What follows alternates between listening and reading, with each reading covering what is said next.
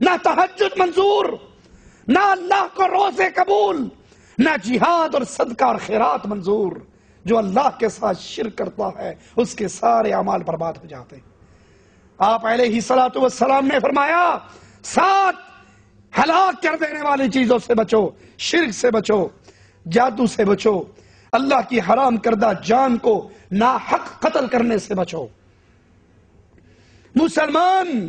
مسلمان کے لیے اس کا خون حرام۔ اسلامی شریعت خون کے بدلے خون میں اسے قتل کر سکتی ہے، قصاص کی صورت میں قتل کر سکتی ہے۔ کسی مسلمان کو لائق نہیں وہ دوسرے مسلمان کو قتل کرے۔ اور یہ بیماری خون بہانے کی یہ بیماری افسوس عام ہو چکی ہے۔ اور نبی علیہ السلام کی وہ حدیث یاد آتی ہے کہ قیامت کے قریب قتل عام ہو جائے گا۔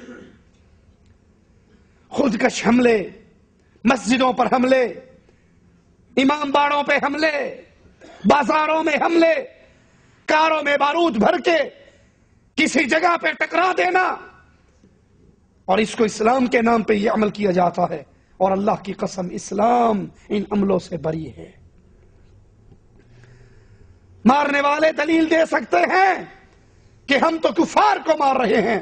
ارے ایک کافر کو مارتے ہوئے جن 20 مسلمانوں کا خون تو نے اپنے سر لیا ہے، اس کا کیا جواب دے گا؟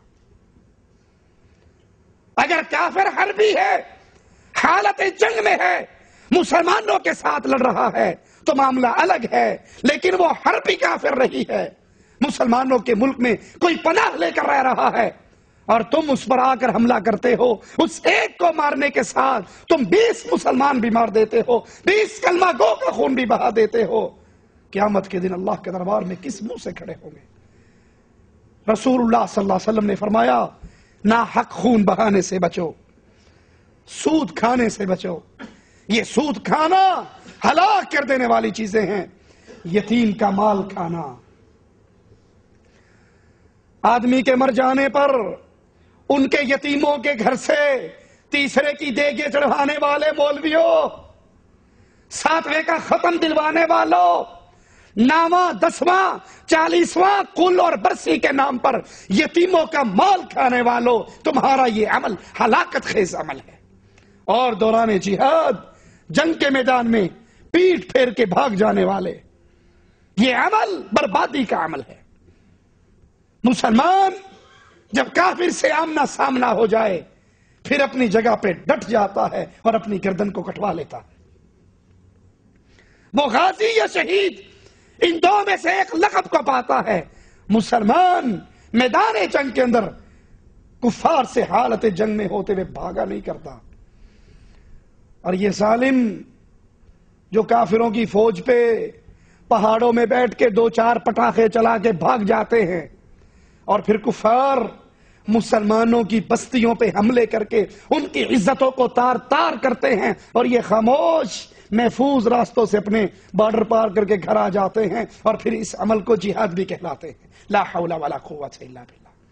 جب مسلمان کافر کے ساتھ حالت جنگ میں آ جاتا ہے پھر میدان جہاد سے مسلمان اپنی پشت کو پھیرا نہیں کرتا، ڈٹ جاتا ہے، یا تو ان کو شکست دیتا ہے یا پھر اللہ کے نام پہ قتل ہو کر اللہ کی جنتوں میں پہنچ جاتا۔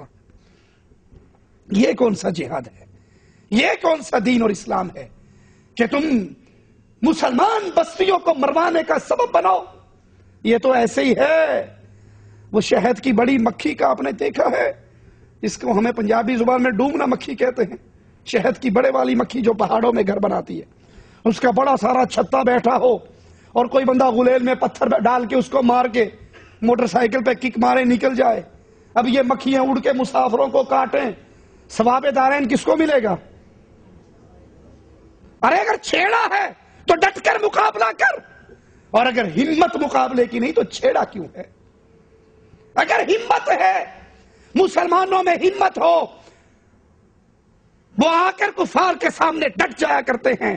خالد ابن ولید رضی اللہ عنہ وارضا، چند ہزار کا لشکر ہے، 1.5 لاکھ رومی فوج سے ٹکر ہے، ان کی لاشوں پر لاشیں گرا دیتے ہیں، لیکن یہ کبھی نہیں ہوا کرتا کہ مسلمان کافروں کی فوج کو چھیڑ کر بھاگ جائے اور وہ اٹھ کر مسلمانوں کی عزتوں کو تار تار کر دے، اور یہ طاقت ہونے کے باوجود مقابلہ کرنے کے لیے سامنے نہ آئے۔ میدان جہاد سے پیٹھ پھیر کر بھاگنے والا ہلاکت خیز عمل کا مرتکب ہو رہا ہے، اور پاک باز غافل مومنہ عورتوں پہ تہمت لگانا ان چیزوں میں شامل ہے جس کو اللہ کے نبی ہلاکت والی چیزیں کہہ رہے ہیں۔ یہ بیماری بھی عام ہے، بغیر تحقیق کے، بغیر گواہوں کے، زبان اتنی تیز، اس کے جملے اتنے خطیر، کبھی اس پر تہمت لگا دیتی ہے اور کبھی اس پر تہمت لگا، یہ بڑی بدکار ہے جی، وہ بڑی بدکار ہے۔ تو انہیں بدکاری کرتے ہوئے اس کو دیکھا؟ کہا نہیں جی دیکھا تو نہیں۔ ارے اگر 3 گواہ ہو، کسی کی بدکاری کی گواہی دے، چوتھا گواہ ان کے پاس نہ ہو، شریعت ان 3 کو بھی درے مارنے کا حکم دیتی۔ اور جو غافل ہو، جو پاکیزہ عورت ہو، جو مومنہ عورت ہو، اس پہ زنا کی تہمت لگانے والا اتنے بڑے جرم کا شکار ہو رہا ہے کہ قیامت کے دن اور یہ دنیا بھی، ان دونوں جہانوں میں ایسے بندے پر اللہ کی لعنت برستی۔ لعنوا فی الدنیا، دنیا میں بھی ان پر لعنت اور آخرت میں بھی ان پر لعنت، جو کسی پاکیزہ غافل مومنہ عورت پر زنا کی تہمت لگائے۔ ابن ماجہ میں ہے، رسول اللہ صلی اللہ علیہ وسلم نے فرمایا، جو کوئی سودی کاروبار، سودی معاملہ کثرت سے کرتا ہے، اس کا انجام کار قلت، کمی اور تباہی پر ہوا کرتا ہے۔ دیکھ لیجئے سود کے کاروبار کرنے والوں کی کیفیت، کہیں آپ کو وہ نوٹوں میں کھیلتے ہوئے نظر آئیں گے اور کہیں فقیر ہوتے ہوئے نظر آئیں گے۔ جو اللہ کے قانون سے ٹکر لے، اللہ کی شریعت سے ٹکر لے، اللہ کے نبی صلی اللہ علیہ وسلم فرماتے ہیں کہ ان کا انجام بالآخر تباہی پر ہوتا ہے۔ ابو داؤد میں ہے، اللہ کے حبیب علیہ الصلوۃ والسلام نے حجۃ الوداع کے موقع پر فرمایا، سنو زمانہ جاہلیت کا ہر سود ختم کر دیا گیا ہے۔ زمانہ جاہلیت میں جو سود تھا، میں اللہ کا نبی علیہ الصلوۃ والسلام اس کے خاتمے کا اعلان کرتا ہوں۔ تمہارے لیے صرف تمہارا اصل مال ہے، اصل مال جس کے تم حقدار ہو، نہ تم پر ظلم، نہ تم ظلم کرو اور نہ تم پر ظلم کیا جائے۔ سنو زمانہ جاہلیت کا ہر خون ختم کر دیا گیا ہے، اور سب سے پہلا خون جسے میں محمد صلی اللہ علیہ وسلم ختم کرتا ہوں وہ حارث بن عبد المطلب کا خون ہے۔ پھر فرمایا، اے لوگو کیا میں نے اللہ کا پیغام پہنچا دیا؟ سود کے خاتمے کا اعلان، اللہ کی شریعت میں نے پہنچا دی، اللہ کا پیغام تمہیں پہنچا دیا۔ اہل ایمان، آج کے بعد کوئی سود نہیں ہے، اور امت محمدیہ سود کا معاملہ نہ کرے۔ حل بلغت، کیا تمہیں یہ خبر ہو گئی؟